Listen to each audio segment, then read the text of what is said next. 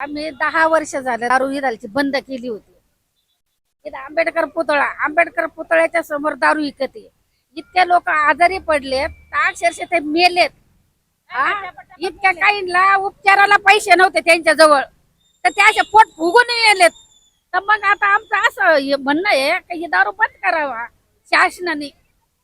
वर जाऊन वर पोतर आमचं गेलं पाहिजे रेकॉर्ड. कारण 10 वर्ष मी दारू बंद केलेली होती. आणि मग आता हे पोलीस लोक पण हे आता येत जाऊ द्या, पण इथं चालू का होती का हे हप्त्याने येतात. हप्त्या नेल्यावर दारू बंद कशी काय होईल तिथून लगेच सांगा त्यात का आम्ही येणार आहे, आम्हाला काही तिथं सापडलं नाही पाहिजे. लगेच फोन येतो.